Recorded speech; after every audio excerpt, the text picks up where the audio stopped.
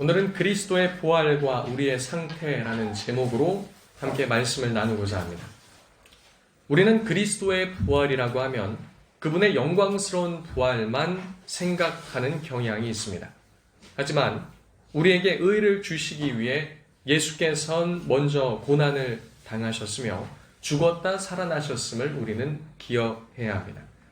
또 우리가 내세의 소망, 즉 천국의 소망이 있다는 것은 그리스도 안에서 부활의 소망이 있다는 것을 말합니다. 예수께서 우리를 위해서 죽으셨으며 그것을 통해 우리를 자신의 의로 덧입히셨습니다. 그리스도로 의롭다함 받은 자들이 어디를 갑니까? 나중에 어디를 가죠? 그렇죠. 천국에 가게 됩니다. 참된 부활의 소망을 가진 자들은 의롭게 된 자들임을 성경은 말하고 있습니다. 그리스도께서 우리를 의롭게 하셨으나 그럼에도 동시에 우리 속에는 여전히 연약함을 가지고 있죠.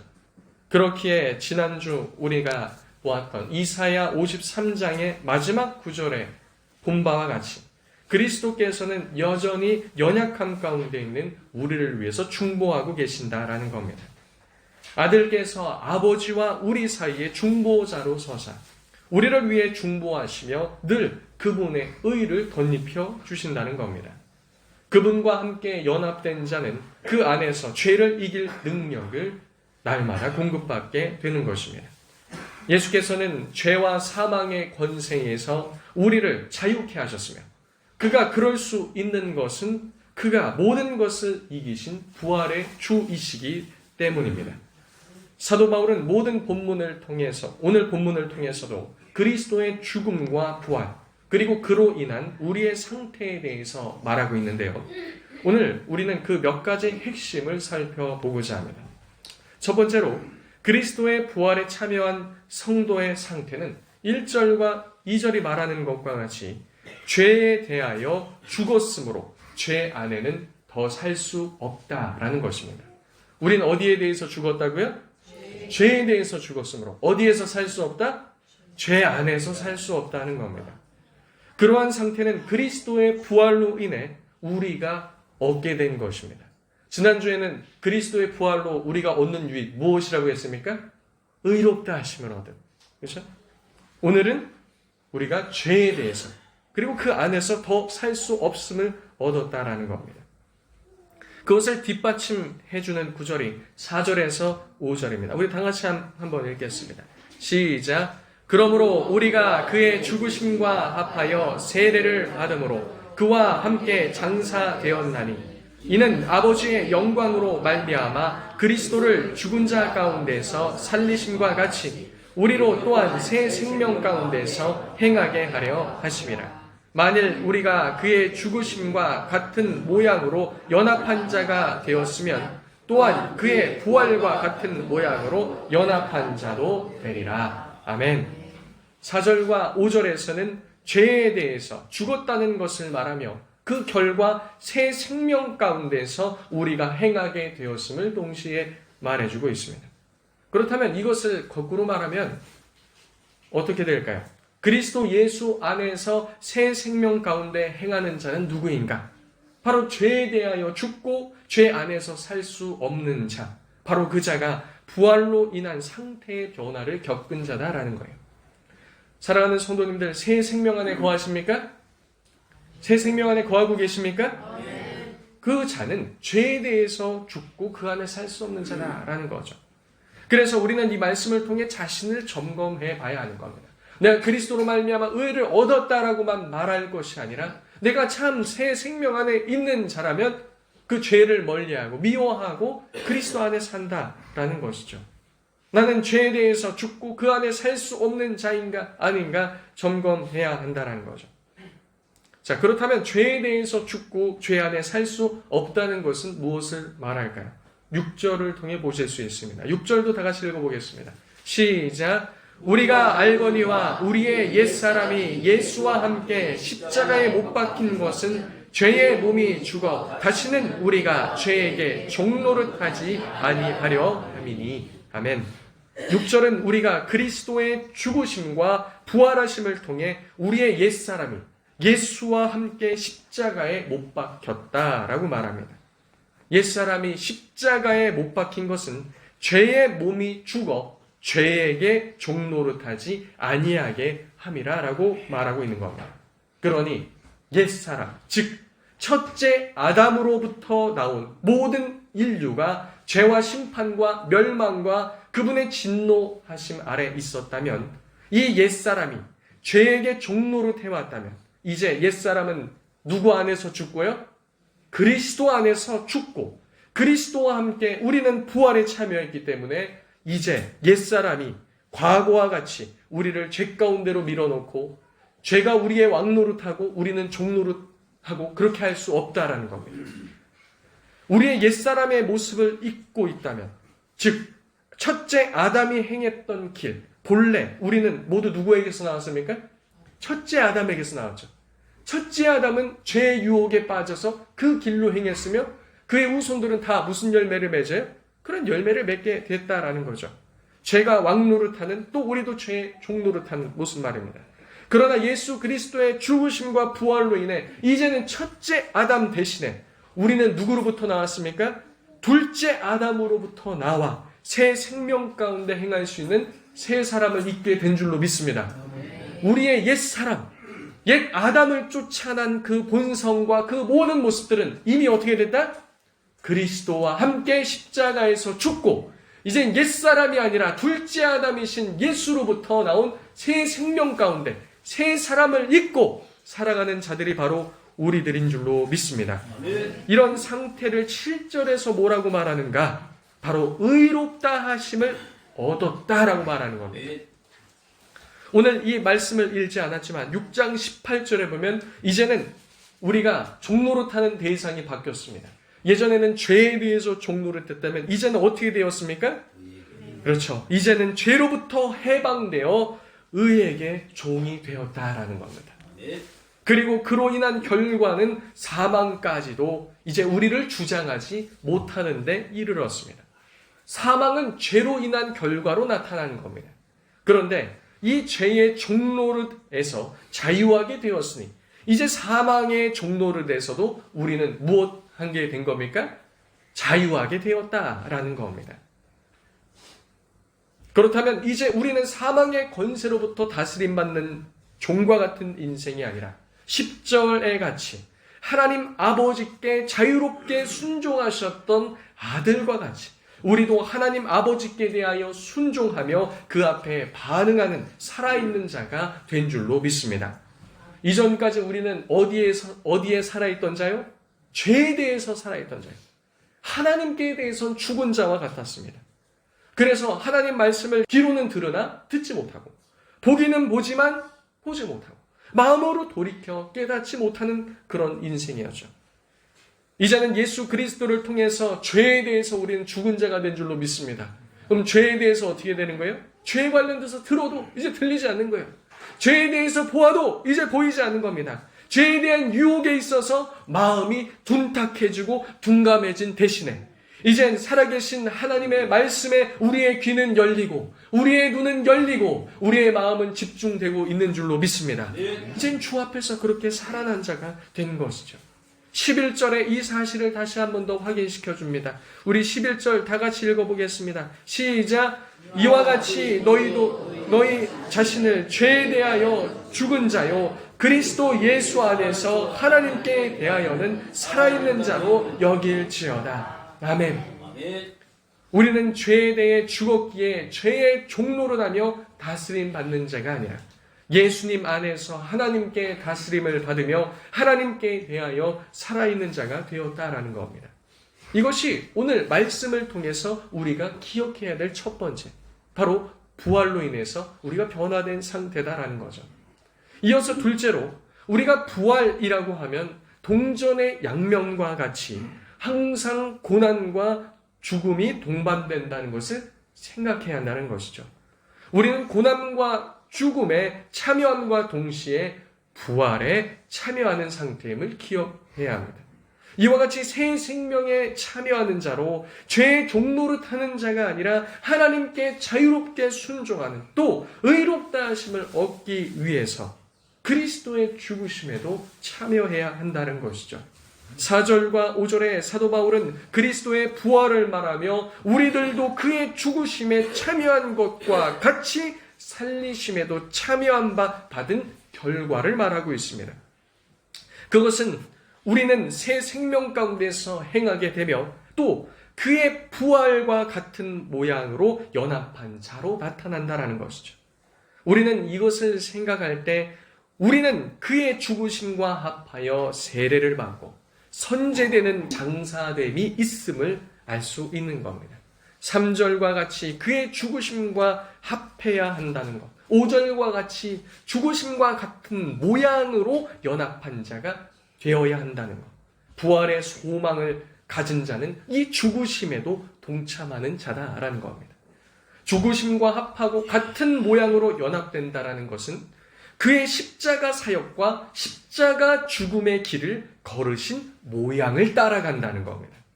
이것은 늘 누가 말씀해 오시던 겁니까? 예수님께서 말씀해 오시던 거 아니겠습니까? 자기 십자가를 지고 누구를 쫓는 자? 나를 쫓는 자라. 그리스도를 쫓는 자라야 그에게 합당한 자다라는 거예요. 그가 바로 참 제자라는 자, 참 제자가 된 자라는 겁니다. 그의 죽으심과 같은 모양, 그와 같은 연합, 그것은 우리의 삶의 고난과 죽음의 길이 있다는 겁니까? 없다는 겁니까? 있다라는 겁니다. 그분의 걸으셨던 길과 같은 모양이 우리의 삶 가운데 나타난다라는 것이죠. 우리는 부활을 생각할 때 동시에 그의 고난과 죽으심에 동참하고 연합하여 그 길을 따라가야 한다라는 겁니다.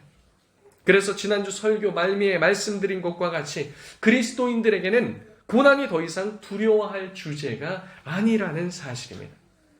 고난은 분명 달갑지 않은 손님 같으나 그 손님이 가져다주는 유익은 역설적으로 너무나도 놀라운 것이기 때문입니다.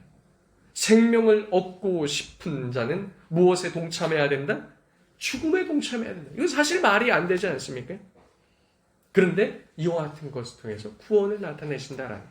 그러니까 우리가 부활에 동참하려면 당연히 어디에 동참해야 된다? 고난과 죽음에 동참해야 된다.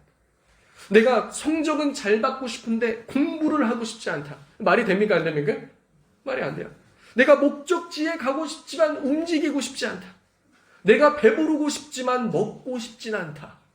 이거 말이 돼요? 안 돼요? 말이 안 되는 겁니다.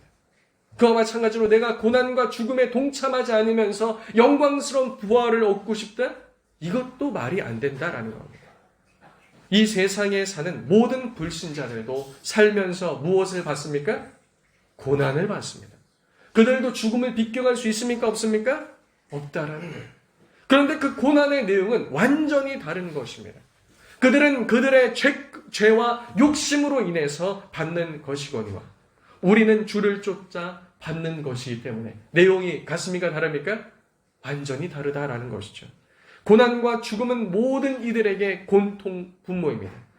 그러나 저들은 고난과 슬픔과 절망과 눈물뿐이며 결국은 멸망으로 인도되지만 우리가 받는 고난은 장차 받을 영광과 비교할 수 없는 것인 줄로 믿습니다. 그러니까 우리 성도들의 고난은 어떠해야 하는가?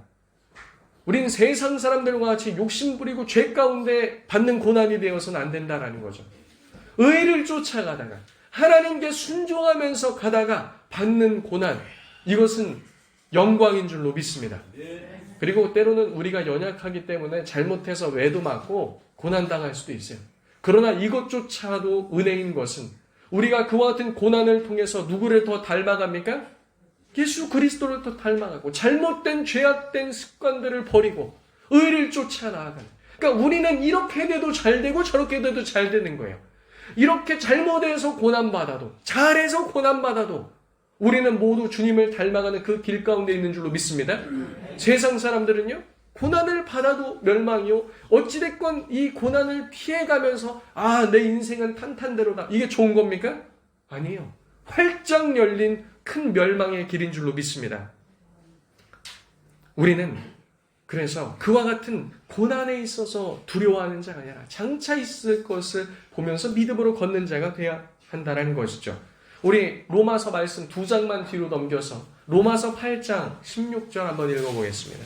로마서 8장 16절에서 18절.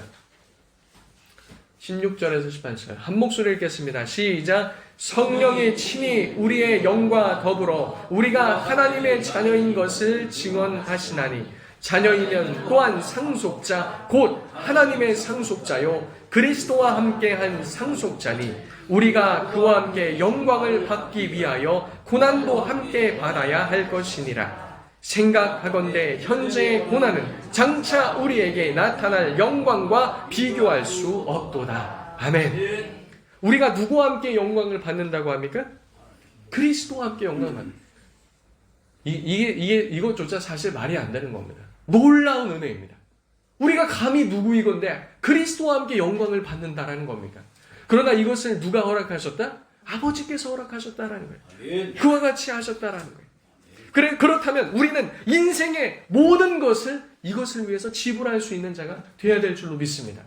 그분과 함께 영광에 참여하기 위해서 그분께서 하나님께서 우리에게 장차 주신 그 모든 상속을 받기 위해서 그와 같은 이 땅에서의 고통을 지불할 수 있는 자가 되어야 한다라는 거죠.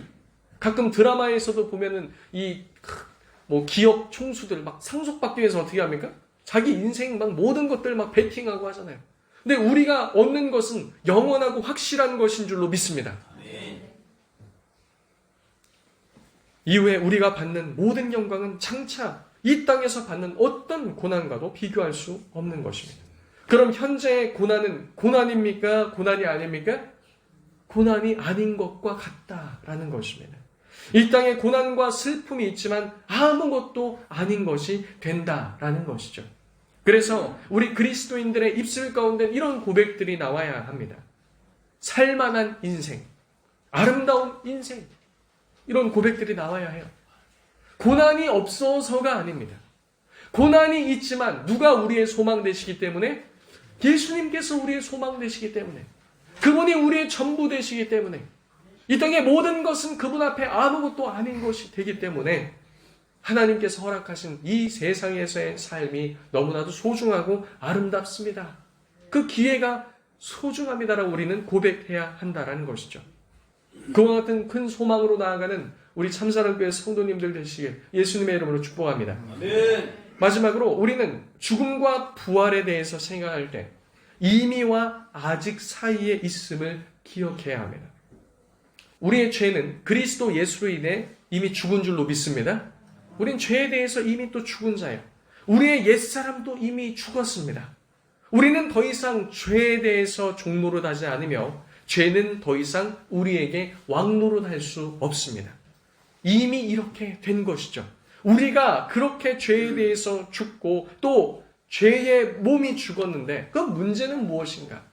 이미 그렇게 되었다는데 동시에 그 죄는 아직도 우리에게 영향을 미친다는 겁니다. 그럼 우리는 아직도 옛사람이 죽지 못하고 의롭다 하심을 받지 못한 상태란 말인가? 이런 질문이 자연스럽게 나올 수밖에 없습니다. 죄에 대해서 죽었으며 죄의 몸이 죽었다는 것은 죄가 왕노릇하던 또 우리가 죄의 종노릇하던 그 옛사람의 완전한 죽음을 말하는 것입니다.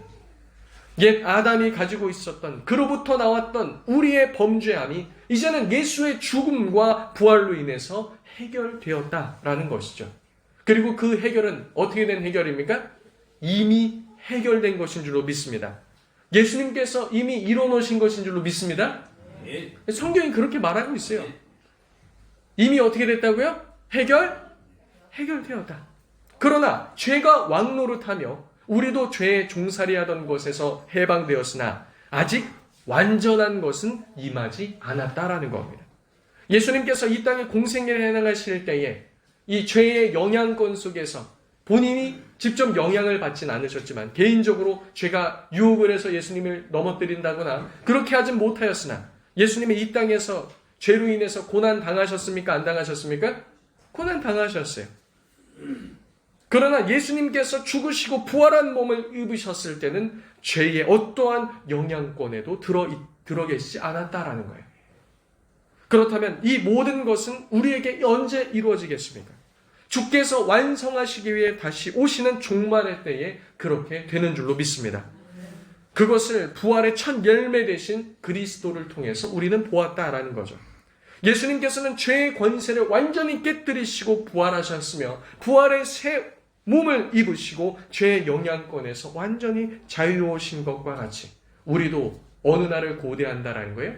그 날을 고대한다라는 거예요. 이미 완전히 이루셨지만 아직 완전한 것이 임하지 않은 그 상태. 우리는 그곳에 있다라는 거예요. 우리는 죄의 종노릇하지 않고 죄와 사망은 우리에게 왕노릇하지 못하지만 불완전한 몸을 입고 있기 때문에 죄의 영향은 미쳐지고 있다라는 것이죠. 완성은 종말에 돼야 된다는 겁니다. 그래서 부활의 사건은 이미 이루어진 것과 동시에 종말론적인 것을 우리에게 이야기하고 있다는 겁니다. 우리도 완전한 것이 올 날을 기대하면서 믿음으로 나아가고 있는 줄로 믿습니다. 로마서 8장 19절에서 21절에도 피조물도 썩어짐의 종노릇한 데서 해방되어 하나님의 자녀들의 영광의 자유에 이르는 것을 기다린다라고 말하고 있죠. 예수님께서 이미 살아나셨습니다. 믿으십니까? 우리도 그리스도와 함께 이미 죽었던 것과 같이 벌써 그리고 이미 살아났음을 기억해야 합니다. 예수님의 부활은 우리가 죽어서 그 미래에만 경험하는 것이 아닙니다. 성경은 이미 우리는 새 생명을 얻었다라고 말하고 있어요. 과거의 죄로 인해서 죽었던 우리가 예수의 부활로 인해서 무엇을 얻었다고요? 새 생명을 이미 얻었다라는 겁니다. 이것을 거듭남이라고 말하죠. 다시 태어났다라는 겁니다. 세례는 무엇입니까? 죽었다가 죽음에서 다시 일으킴 받는 것을 말하는 겁니다. 우리는 그리스도께서 부활하신 것과 같이 이미 이 상태들을 어떻게 하고 있는 거예요? 누리고 있다라는 것이죠. 죄의 종노릇한 데서 벗어나 새 생명 가운데 행하는 것, 의롭다 하심을 얻은 것, 또 6장 18절과 같이 의에게 종이 된 것으로서 우리는 살아났다라는 겁니다. 이것은 부활을 이미 경험했다라는 것이죠. 이것은 이미 얻은 우리의 부활을 나타내는 것입니다. 부활의 현재성에 대해서 이렇게 이야기하고 있는 것이죠. 부활은 우리의 육이 죽어서 장차 다시 살아나는 것만을 말하는 것이 아니라 이미 우리 삶에 나타나고 있음을 기억해야 한다는 겁니다. 하지만 아직 완전한 것이 이루어지지 않는 부분은 어떤 부분입니까? 실제 미래에 있을 몸의 부활이다라는 거죠. 죄는 그리스도 앞에서 패하였기 때문에 더 이상 사망으로 우리에게 왕노릇할 수 없게 된 줄로 믿습니다. 아까 주제랑 비슷해요. 이미 죄의 권세가 다 패해졌는데 왜 계속해서 우리는 죄의 영향권 가운데 있는가? 이미와 아직을 통해서 얘기했죠. 그러면 죄의 권세를 이미 그리스도께서 멸하셨는데 왜 우리의 육체는 죽는가? 왜 사망을 이기지 못하는 듯 보이는가? 이런 질문이 생길 수 있습니다. 그러나 그렇지 않습니다. 이제 그리스도 예수 안에 있는 자들은 이 땅에서 겪는 육체의 죽음은 죄의 영향권에서 완전히 벗어나는 그 시작을 알린다라는 사실입니다. 죽은 사람은 더 이상 죄를 지을 수 있습니까? 없습니까? 더 이상 죄를 지을 수 없는 것이죠. 그래서 하이델베르크 요리문답 42문에는 이렇게 질문하고 답변합니다. 그리스도께서 우리를 위해서 죽으셨는데 우리도 왜 여전히 죽어야 합니까? 대답은 무엇입니까? 우리의 죽음은 자기 죄값을 치르는 것이 아니며 단지 죄 짓는 것을 그치고 영생에 들어가는 것입니다. 그래서 우리가 이미 얻은 부활의 삶을 살다가 육체의 죽음으로 잠시 무엇을 그치는 겁니까? 죄를 그치고 이제는 주의 강림하실 때 완전한 부활의 육체를 통해서 몸의 부활과 영원히 주와 함께 사는 곳에 들어가게 되는 줄로 믿습니다. 그래서 우리는 죄값을 치르기 위해 죽는 것이 아니에요. 죄를 멈추기 위해 죽는 것이며 새 부활의 몸을 입기 위해서 잠시 죽음 가운데로 들어가는 줄로 믿습니다. 예수님께서 그 샘플을 보여주셨죠. 예수님께서도 며칠간 음부에 계셨어요? 3일간 계셨다가 주님께서 어떻게 하셨죠? 일으키셔서 부활의 몸으로 주 앞에서 영원히 왕노릇하고 계시는 것처럼 우리도 그와 같을 줄로 믿습니다. 이 부분이 아직이라는 영역입니다. 그리스도께서 부활하셔 사망 권세를 이기신 것과 같이 우리도 주와 함께 육체로 부활하게 되면 그와 같은 완전함을 입게 된다라는 거예요. 그래서 오늘 우리가 살펴본 6장의 본문이 이미와 아직을 동시에 말하고 있다는 것을 생각하면서 우리는 접근해야 합니다. 사랑하는 성도님들, 그래서 그리스도의 죽음과 우리의 죽음은 이미 일어났으나 우리의 죽음은 또한 현재적이며 동시에 미래적인 것을 말하고 있습니다. 역시나 그리스도의 부활과 우리의 부활은 이미 일어났으며 우리의 부활은 또 현재적이며 동시에 어떻습니까? 미래적이다라는 것이죠. 그렇게 그리스도와 함께 죽음으로 죄에 대해서 죽은 우리는 의롭다 하심을 얻었습니다. 그와 같이 의롭다 하심을 얻은 우리는 이 땅에서 살아갈 때 의롭게 살아갈 뿐만 아니라 다시 우리가 몸의 부활로서 부활할 때 완전한 의 가운데로 아버지께 나아가 영원토록 그리스도와 함께 왕노릇할 줄로 믿습니다. 그래서 우리는 이 땅에 살 동안 이제 어떻게 살아야 돼요? 죄의 영향이 아예 없는 것은 아니에요. 그러나 이미 우리는 죄에 대해서 죽은 자가 아니다? 죽은 자다. 죄에 대해서 귀도 다치고 눈도 다치고 마음도 다친 자. 우리는 무엇에 대해서 산 자다? 누구에 대해서? 하나님께 대해서 산 자다. 의에 대해서 산 자다. 그 사람이 바로 의롭다 하심을 받은 자이며 부활의 영광에 참여하고 있는 자인 줄로 믿습니다.